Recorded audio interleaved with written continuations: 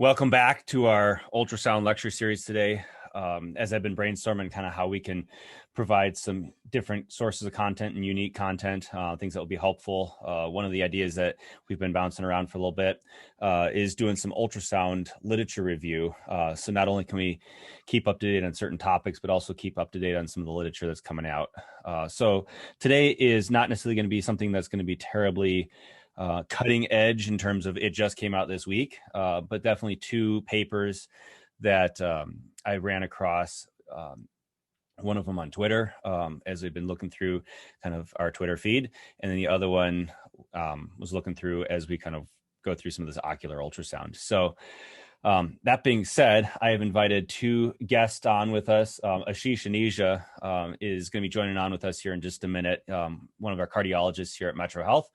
And he's going to help kind of walk us through some of the details of this first article. And then I have a guest ophthalmologist coming on for a second article. But I trust you're able to get the email, you're able to get the articles, and perhaps take a look through those papers. Is that correct?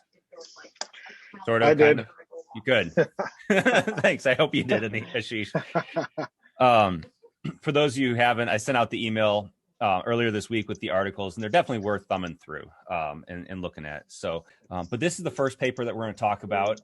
The right ventricular outflow Doppler predicts low cardiac index and intermediate risk pulmonary embolism. And this was actually published last year in 2019, although I guess we have to say 2 years ago now that it's 2020, but it still feels like last year.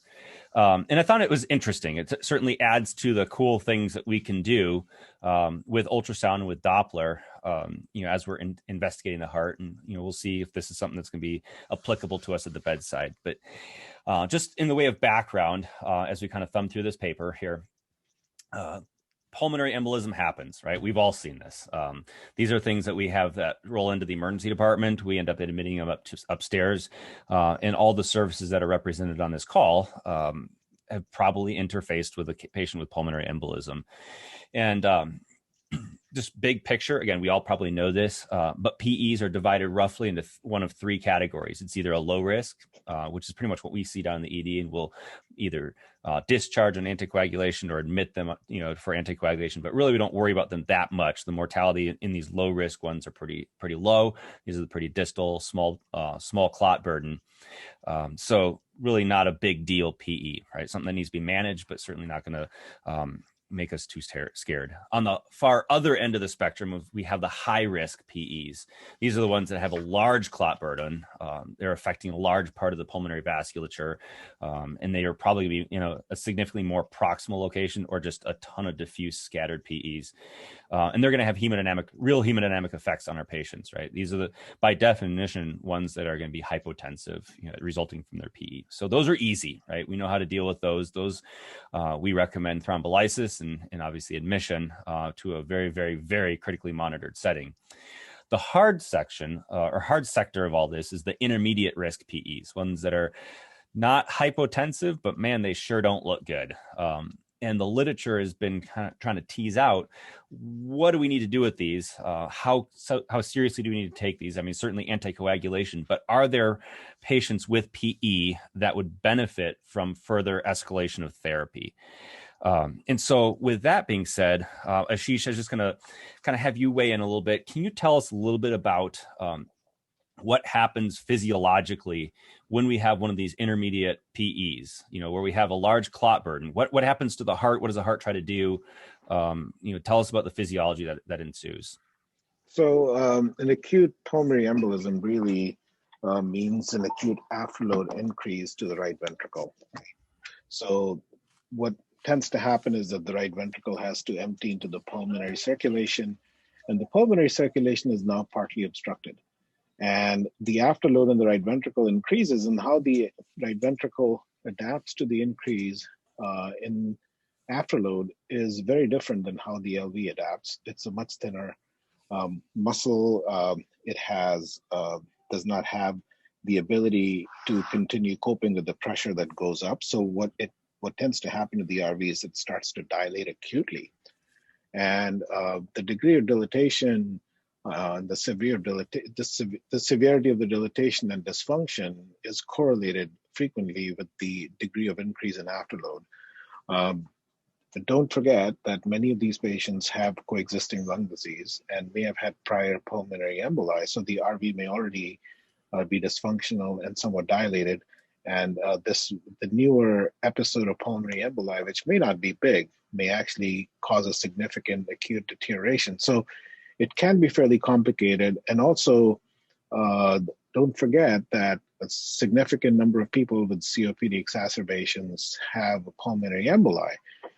There is data from the New England Journal of Medicine, which our pulmonologist friends are very familiar with, that I don't remember the exact percentage, but up to a fifth of patients with a COPD exacerbation may have a pulmonary embolus that has not been previously diagnosed or detected.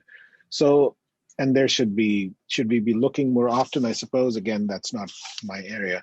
So we're talking about an acute increase in afterload, and to summarize, the right ventricle will often respond with dilatation since it doesn't have the capacity to continue to deal with the high afterload because the wall is not as thick.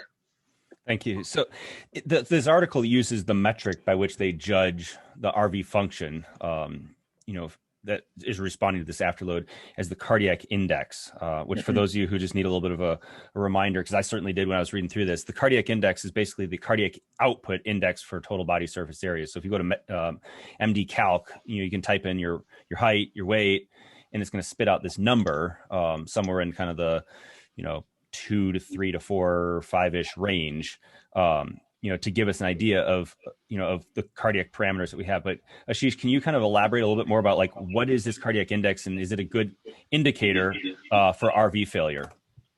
Yeah, so the cardiac index has traditionally been studied mostly in the echo land on the LV side. Most certainly, the right-sided cardiac index has been studied, but not as extensively. The reason for that is that there's likely to be more errors in measurement of right-sided cardiac output compared to the left-sided cardiac output because the pulmonary artery diameter, which is measured to assess right ventricular function, to measure right ventricular stroke volume, is not always the easiest thing to find. What we do is we calculate the area of I'm speaking of the left side now, is the area of the left-sided outflow tract, which is just below the aortic valve. So essentially, you look at the diameter in sort of early to mid-systole of the LV outflow tract, right below where the aortic valve is. And you do a pi r squared of that, and basically you get the area of the outflow tract. And then you can multiply that by the time velocity integral, which is a pulse wave Doppler trace index you obtain right below the aortic valve. And you multiply that by the heart rate, and that gives you your cardiac output. So essentially the area of the outflow tract multiplied by the TVI, or the time velocity integral, multiplied by the heart rate. If you just wanted to get a stroke volume, the only thing you need is the TVI times the area, okay? So I could repeat that, I'm gonna repeat that. So essentially, you calculate the area of the LV outflow tract by measuring the radius, and the radius, is half the diameter. Okay, so pi r squared times the TVI, which is pulse wave Doppler derived, and you go, and that's your stroke volume. So you multiply that by the heart rate, that gives you the cardiac output. You divide by the BSA, and that gives you the cardiac index. Okay. So that's what we're talking about here. Similarly, on the right side, what you can do is you measure the pulmonary artery dimension below the aortic valve, below the pulmonary valve, okay? So you measure it on the right ventricular side, okay? Not on the PA side. So it's just below the pulmonary valve on the RV outflow tract side. And you do a similar pulse wave Doppler of the pulmonary valve, and that you get the TVI, and you multiply that by the heart rate, and you get the cardiac output on the right ventricular side. Does that make sense to everyone? Yeah, I thought it was a really helpful explanation. This is actually the one area that I love to say that I can continue to use my calculus, in medicine, as we calculate that VTI. I like to look at it as the VTI is the area under the curve of all the blood flowing through that whole essentially over a unit of time. And if we spin that around and integrate that volume, then we can get the stroke volume, and then the rest of it falls into place with the cardiac output, calculations. That fair? Yes, that's absolutely correct. So fortunately for us, the calculus formula is built into the echo machine, and it gives us a composite of the two factors that you just mentioned. That's absolutely correct. Very much so, because I can still say I do calculus, but I don't have to remember how to do it. So anyway, moving on. So basically what these authors were looking for is they're saying, hey, I have this group of intermediate PEs. Some are going to do fine. Some are not going to do fine. And is there a way that we can identify these, from the echo perspective? And their thought was this cardiac index. If it was low, it's going to, approximate people who are going to do bad. And if it's high, it's going to suggest that people are going to do better.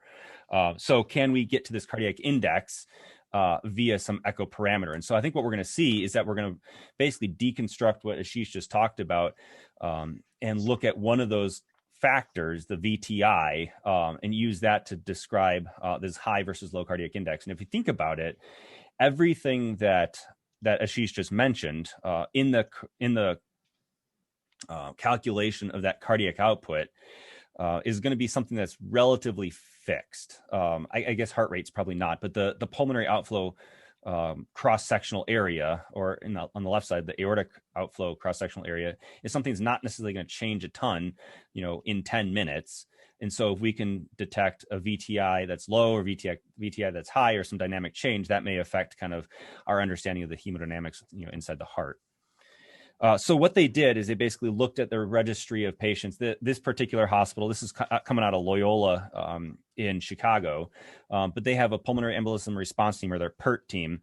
And for 2 years, they look back for a 2-year span at all the activations of their PERT team, and pulled out those intermediate risk patients. So if we go to the flow chart here, they have 295 patients that were evaluated, excluded, that fit their intermediate criteria. Actually, no, I think that's the whole number. They threw out 18 that didn't have an echo. So they had 277 patients who had the activation, had an echo, and they identified 174 that were intermediate risk. And by intermediate, we mean greater than systolic blood pressure of 90 millimeters of mercury. They had evidence of RV dysfunction either on the echo, on a CT scan, or had an elevated troponin or an elevated BNP. So these are a pretty standard definition of intermediate risk. And then they looked at the subset who actually got a right heart cath, because they wanted to correlate that with some cath data. So there's 41 people who met all those criteria. Everyone else just got excluded. And then they subdivided the 41 into the number that had a low cardiac index that was measured versus a high cardiac index that was measured. And then use that as the basis of the two different cohorts that we're going to study, if that makes any sense. So the echo parameters that they looked at in this study is LV-RV measurements. So this is something that we do on a daily basis when we scan hearts down in the ED. And then we look at the S prime using tissue Doppler, which is kind of, Ashish, you can correct me if I'm wrong, but it's kind of a tissue Doppler correlate of the TAPSE that we do down in the ED. There's probably some nuanced difference, but in broad strokes, that's probably about the same. And then obviously they looked at the IVC measurement to assess or get an estimate of the right atrial pressure. And using that plus the tricuspid regurg jet, we're able to estimate the pulmonary artery systolic pressure. And finally, they calculated this RVOT VTI that we talked about a little bit ago. So Ashish, can you tell us a little bit about some of these measurements, particularly the last two, the pulmonary artery systolic pressure and the RVOT? I know you mentioned this before, but anything else you want to add about the RVOT VTI? Yeah, so there are many different methods by which the right ventricular function could be assessed. The best known to most people is called the tricuspid annular plane systolic excursion.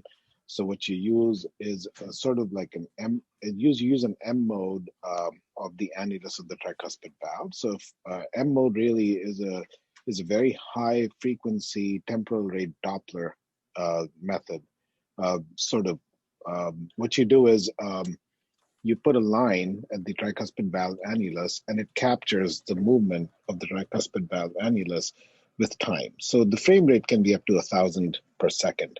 So essentially what you're doing is you're tracking the movement of the annulus with time, over time, and you're looking for how much the annulus moves from its basal position to its peak systolic position. And typically, if the value is more than 17 millimeters, we accept that as a fairly reliable indicator of normal RV function. Other methods of assessing RV function, like Matt mentioned, was the S prime, which is based upon tissue Doppler. So essentially, tissue Doppler tracking the movement of the right ventricular wall itself. So essentially, you create, it's a pulse Doppler technique in which you place a sample velocity of about 1 centimeter in size at the annulus of the right ventricle, and you track how much the annulus sort of moves in systole, and values above 11 are typically considered normal. 9 to 11 is sort of considered intermediate.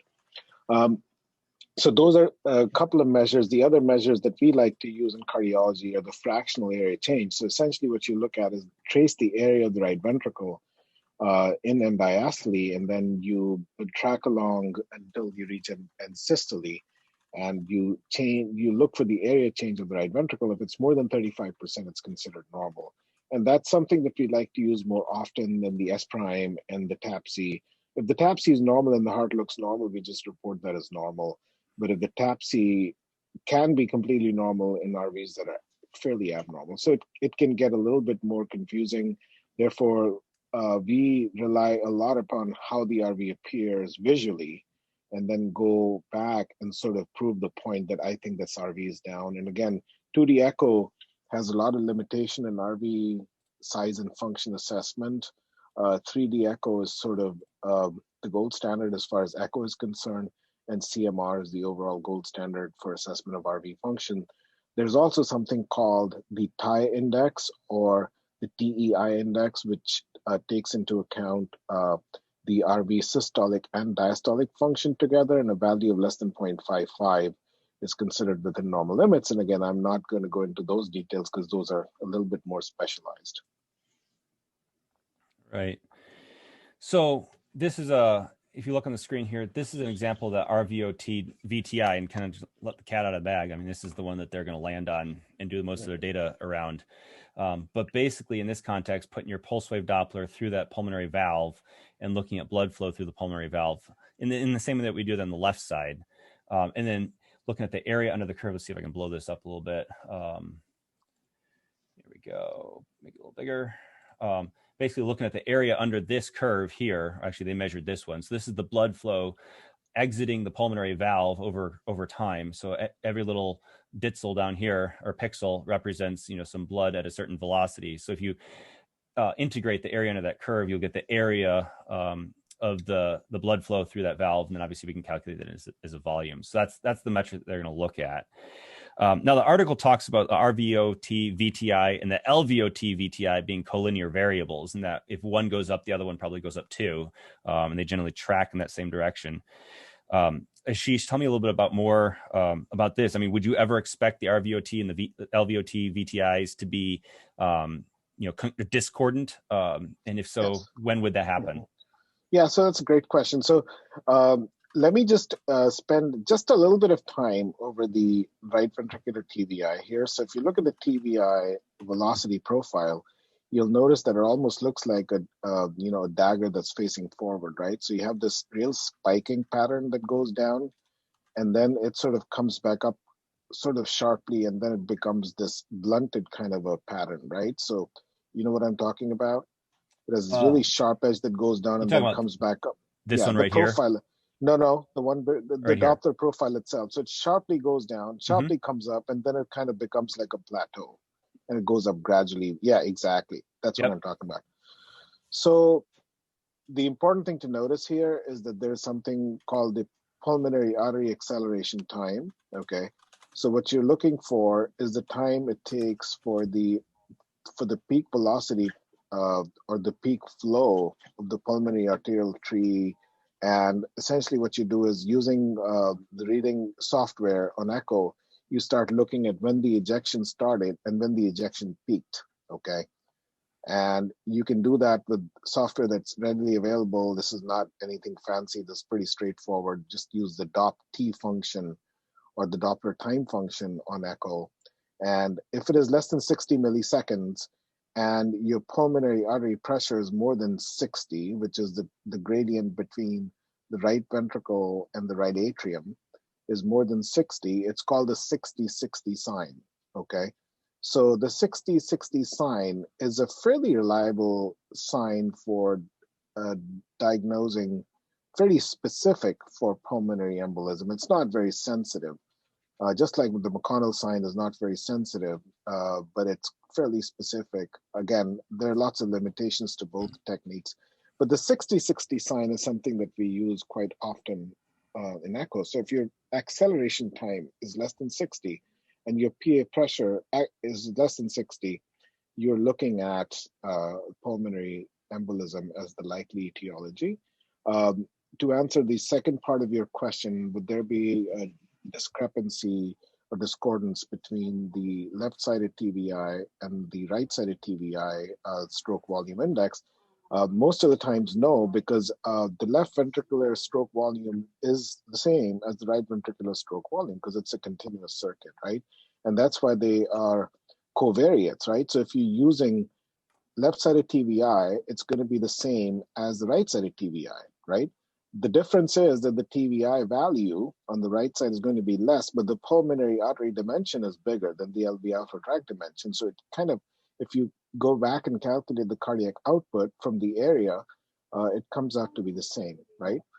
The instances in which there's a discrepancy is when you have a significant shunt, right? So if you have a significant left to right shunt, like an ASD, or a ventricular septal defect, you may expect to see a higher degree of pulmonary flow than aortic flow. And in that case, you may see a bigger stroke volume at the RV alpha tract than you would at the LV alpha tract, okay? So, and if on the other hand, the patient has a right to left shunt, which can occur in patients that have severe pulmonary hypertension and whose PFO sort of starts to open up, then you may see the opposite. But most of the times, the LV alpha tract TVI and the right ventricular alpha tract TVI derived stroke volume are going to be very similar, okay? The TVIs may be different, but the stroke volumes will be the same, and that's because you have the additional measurement called the area, right? And that's essentially what we're interested in tracking, but it does tell you what the eventual stroke volume is.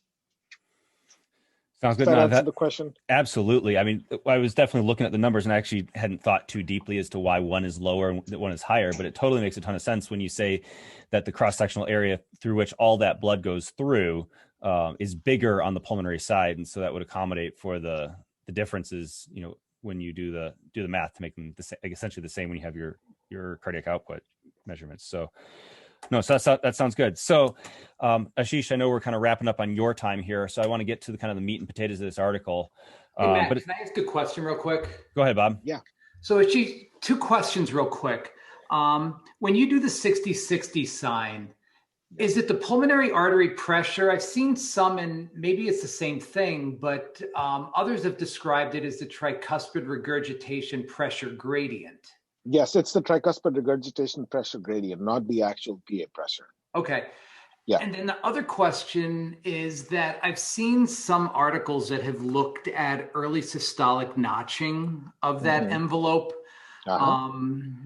Have you found that to be helpful? I know there was one study that said the sensitivity of the 60-60 sign is pretty poor, but yes, looking at early systolic notching in that, you know, the envelope that, you know, Matt had just outlined can be, you know, significantly helpful. Do you guys look for that at all?